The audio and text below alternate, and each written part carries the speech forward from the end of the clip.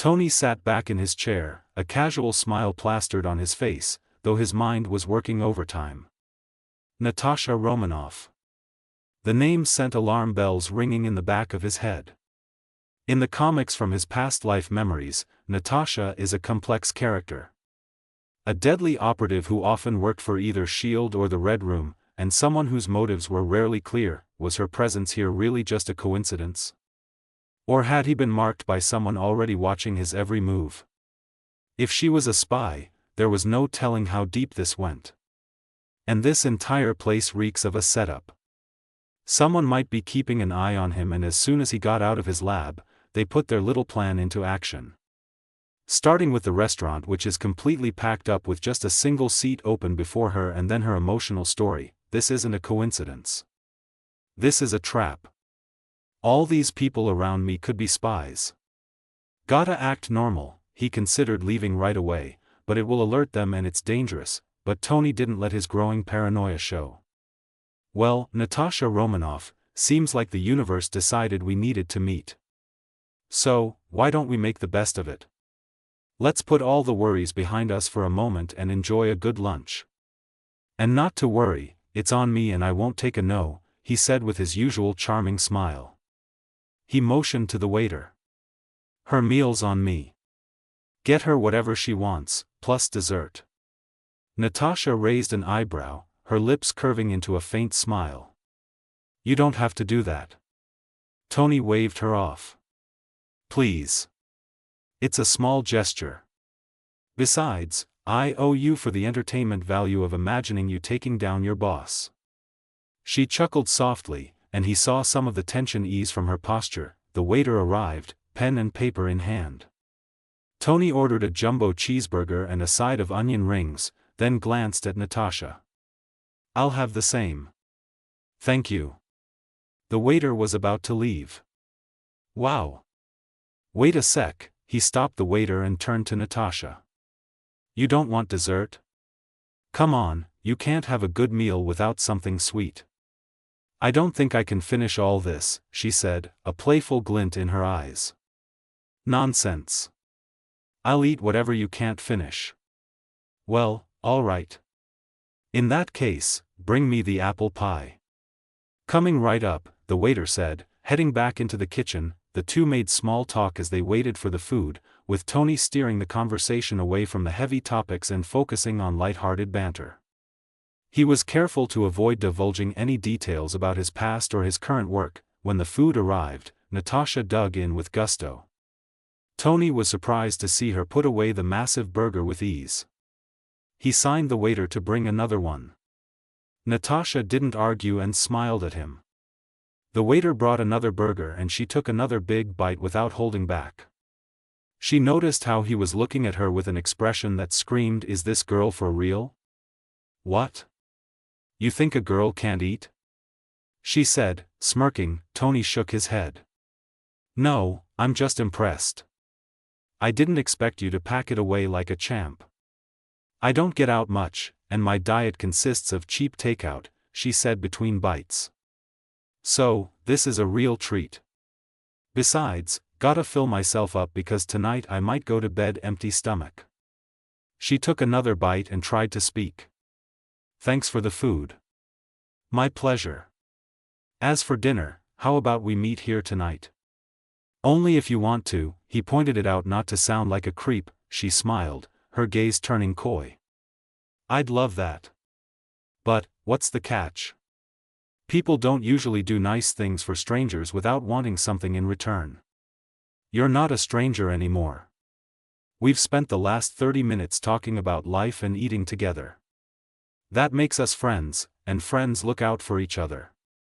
Right? Tony asked, taking a bite of his burger.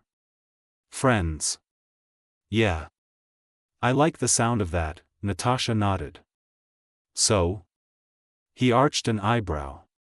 All right, fine, she laughed, shaking her head. I'll meet you here tonight. But don't be surprised if I clean out your wallet. I wouldn't dream of it, Tony replied with a smile. The two finished their meals, then came the dessert.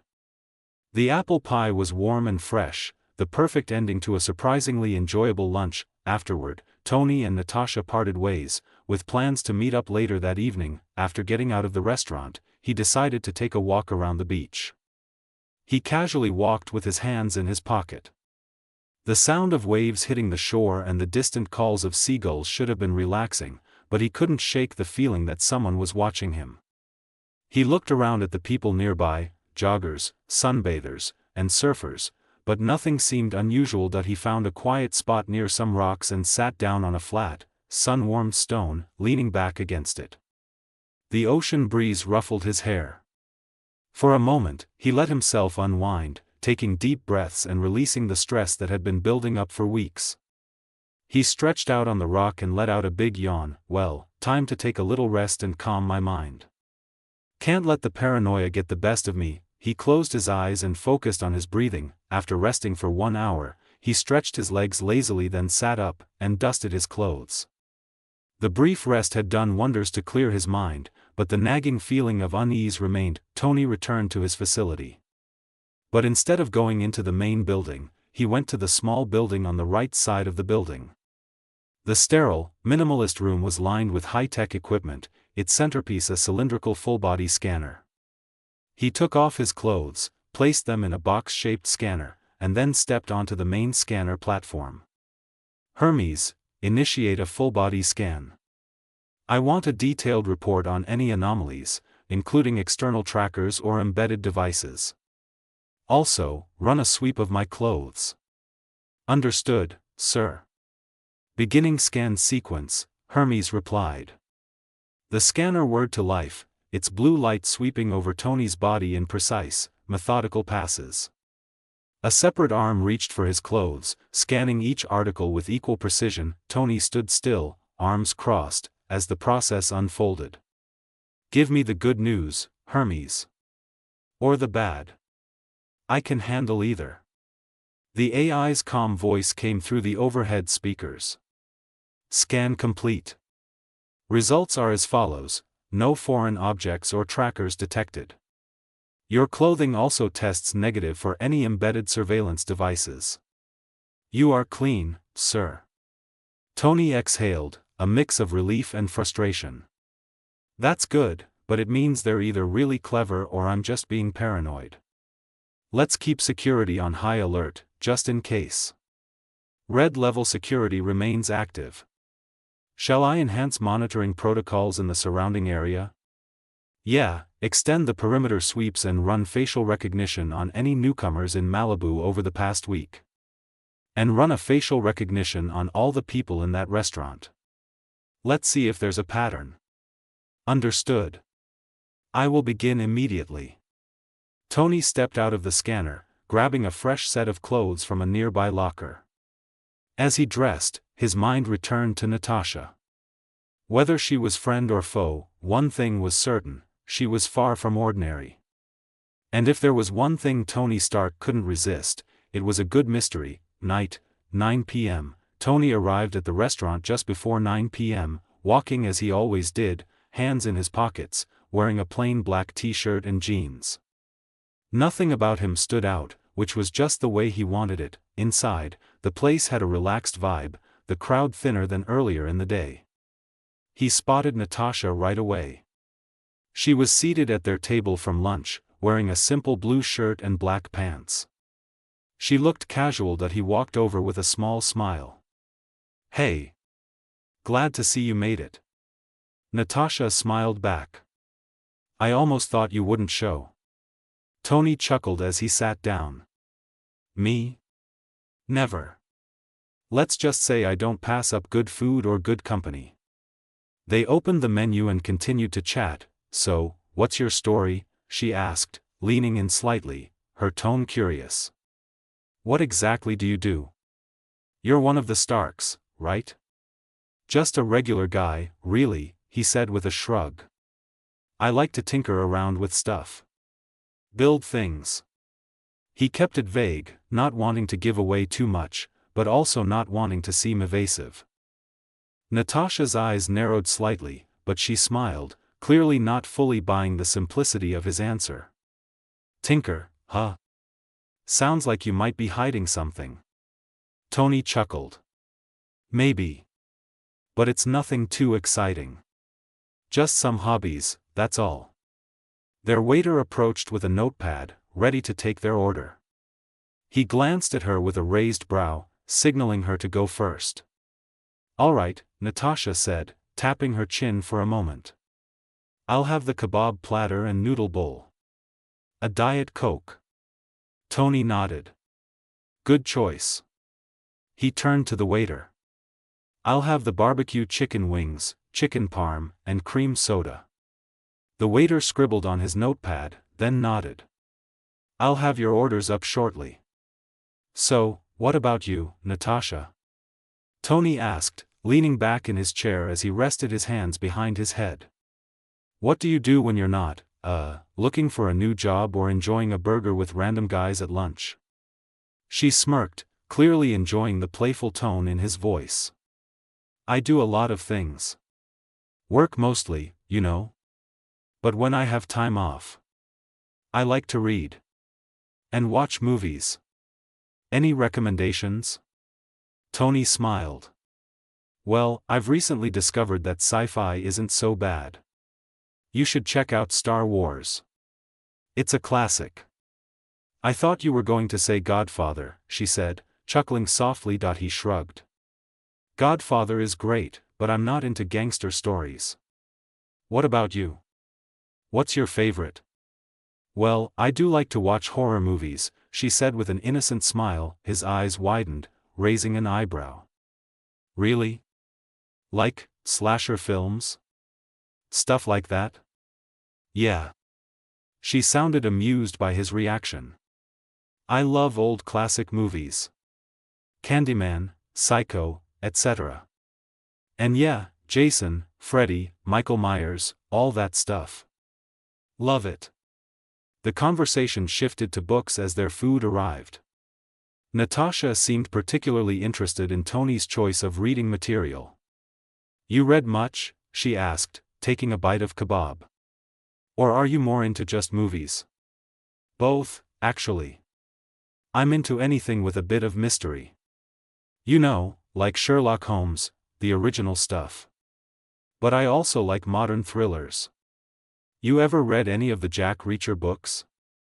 Those are fun. Definitely, she said with a nod. I've read a few. Reacher's a bit of a brute, but the stories are always a good time. They both dug into their food, the conversation flowing easily between bites. Tony found himself laughing more than he expected, enjoying the way their banter was so easy. He never expected someone like Natasha to feel so normal. But deep inside, he knew it was all fake. The real question was who was the spider and who was the fly. Their conversation carried on, flowing easily between topics as they finished their meals. Well, Natasha said, looking at him with a raised brow. This was fun. Thanks for the dinner. It's not every day I get treated to a meal like this. Tony smiled, leaning in slightly. I'm glad you enjoyed it.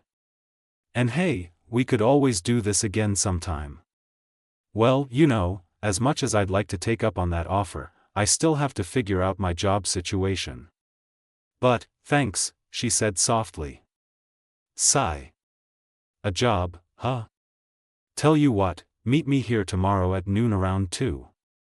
Maybe, I could help you out in finding a good job. And no catch. I promise. We're friends, right? She considered his offer. Okay. But don't go and pull some rich guy stunt. It will piss me off. Wouldn't dream of it, Tony replied. Natasha rose from her seat, giving Tony one final smile. Tomorrow then. He watched her leave, the growing feeling in his chest unsettling. That smile, the look on her face didn't match what he was seeing. What really lay behind her fake facade? Tony stepped out of the scanner for the second time that day, his expression grim as he watched the readout confirm, once again, that no foreign objects had been found. The burn chamber adjacent to the scanner flared briefly as his clothes were incinerated. He checked his phone and the data that Natasha sent him related to her qualifications. He simply typed it manually on the console and discarded the phone. Better be careful. There might be a bug in the data that she sent him, which might have escaped Hermes scans, and he won't risk it. With AI, anything could happen, even a tiny slip-up is possible if one knows how. Hermes, status update on Legion's learning phase and the facial recognition. Legion is at 73% of the learning phase, sir. Current projections estimate completion within 48 hours, barring interruptions. Facial recognition on individuals from the restaurant is 42% complete. Tony rubbed his chin. Keep me posted. Expand the recognition algorithm to include international databases, just in case. Understood, sir. With the night pressing in and his thoughts swirling like a hurricane, Tony made his way to the gym room. The space was state-of-the-art, filled with high-tech exercise equipment and training gear. But tonight, he only needed the basics: a sandbag in his fists, gym room. Dressed in simple black athletic gear, Tony wrapped his hands tightly, his movements mechanical, his mind elsewhere. The gym lights cast sharp shadows, their flickering barely noticeable as he squared up in front of the sandbag. He started slow, throwing light jabs, jab. Jab. Breathe. His thoughts drifted back to Natasha. The look in her eyes, the smile that didn't quite reach them. The way she effortlessly deflected his questions while steering the conversation toward him. She was good. Too good. Right hook. Jab. Uppercut. Who are you, Natasha Romanoff? He muttered under his breath. The sandbag swayed under the increasing force of his punches. Sweat began to bead on his forehead, but he didn't stop. His mind replayed everything in his head for that day: the crowded restaurant, her perfectly calculated responses, and how easily she fell into conversation with him. All seemed too easy, too flawless. Left hook. Jab. Jab. Trap or coincidence, he asked himself, throwing a powerful cross that sent the sandbag swinging wildly. He stepped back, breathing hard. Phew. Getting rusty. His eyes were fixed on the sandbag, but his mind was miles away. He couldn't shake the feeling that he was being played. Hermes, he called out, still panting. Yes, sir. Do we have any anomalies in Malibu surveillance feeds from the last 24 hours? Negative, sir. No anomalies detected within the specified timeframe. Tony shook his head, grabbing a towel to wipe the sweat off his face. Expand the search radius to 50 miles and include offshore activity. Understood. He slumped onto a nearby bench, elbows on his knees. The gym was silent, except for the soft hum of the facility's systems. His instincts screamed that something wasn't right, but he had no evidence, only the nagging feeling that Natasha wasn't who she pretended to be. Then came the throbbing headache. It's been a while since the last one, he thought, grimacing. He took out a pill bottle from his pocket. He always carries them, just in case. Popping a few painkillers, he closed his eyes and waited. After a while, the throbbing lessened to a dull ache. Damn, he mumbled. Heaving himself off the bench, he tossed the towel to the side. The sandbag hung motionless, waiting for his next blow. Jab. Cross. Uppercut. The next few hours were spent working out his frustrations, both mental and physical. Finally, he lay on the floor, covered in sweat and breathing heavily. After that, he stood up and went to take a shower before going to his bedroom, but he couldn't sleep and kept tossing around. Sigh. Unable to relax, Tony found himself in his workshop. The holographic interface sprang to life as he activated the main console. He called up the Legion program's progress, watching the streams of data scroll across the screen. He tapped the table absent-mindedly, his thoughts returning to Natasha. Her comment about jobs had stuck with him. Keep your friends close and your enemies closer, he said aloud, his gaze drifting over to a set of monitors. They showed a rotating view of the property and its surroundings. Everything looked peaceful, quiet. Tony's brow furrowed. I need eyes everywhere. Let's see, He accessed the Shield's database through the back door he created way back, and he kept updating it to make sure no one found it and playing with him using a fake database. Now, over the next hour, he went through the new data, looking for anything unusual or out of place. Finally, after 2 hours of searching, he found what he was looking for. The new director of S.H.I.E.L.D., Nicholas Fury. There wasn't much info on him, but Tony doesn't need info on him because he already knows Fury from the comics and movies. But what caught his eye was a simple mention of the Red Room. The rest of the details didn't make much sense and seemed to be a code of some sort. And there was no mention of Natasha's name. It's either Fury kept her off-grid or Red Room.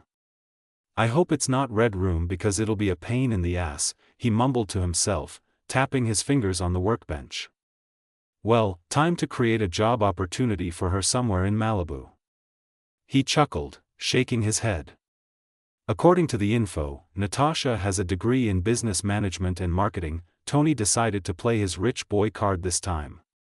He called the owner of that restaurant where he and Natasha met in the middle of the night and offered the guy an amount he couldn't refuse.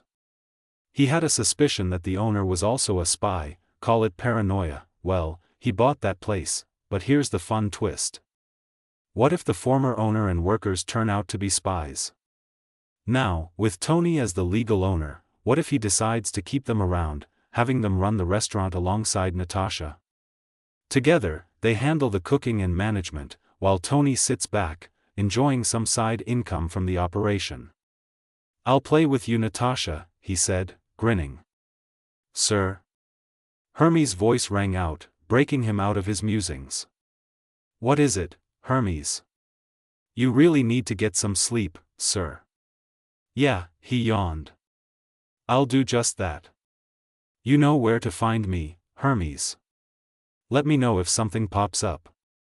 Understood, sir. He turned the lights off, making his way to his bedroom. Meanwhile, Victor Von Doom stood in the center of his decrepit lab, sweat dripping from his brow as he stared at the sparking remnants of his failed dimensional gate.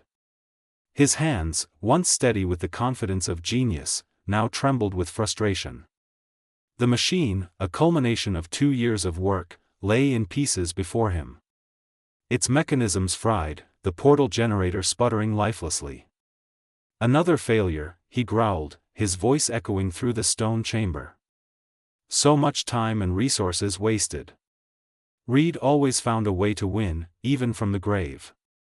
He clenched his fists until his knuckles turned white, a sharp pain grounding him in his spiraling rage. The castle had been his only refuge after his world came crashing down.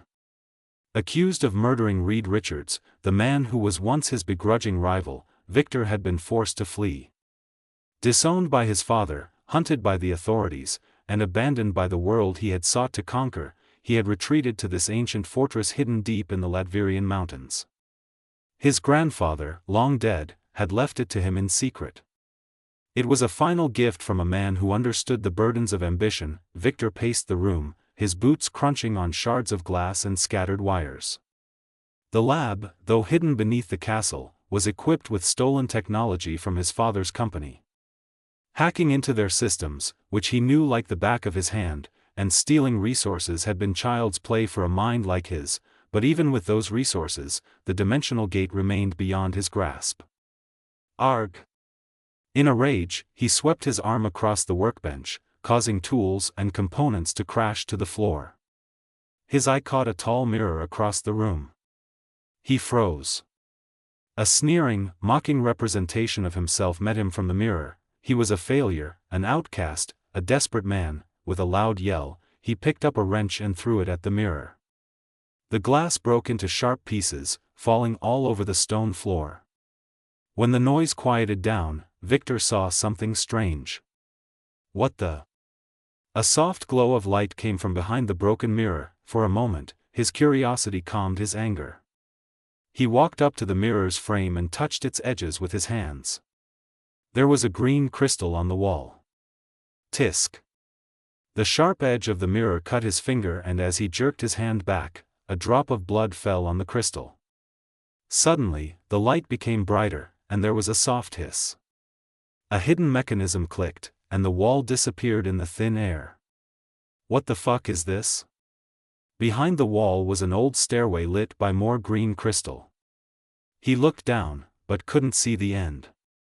What did you hide in here, Grandpa? He mumbled before going down without a care because he had failed over and over again and had nothing to lose at this point. Outside, Mandarin and his 10 rings tracked down Victor.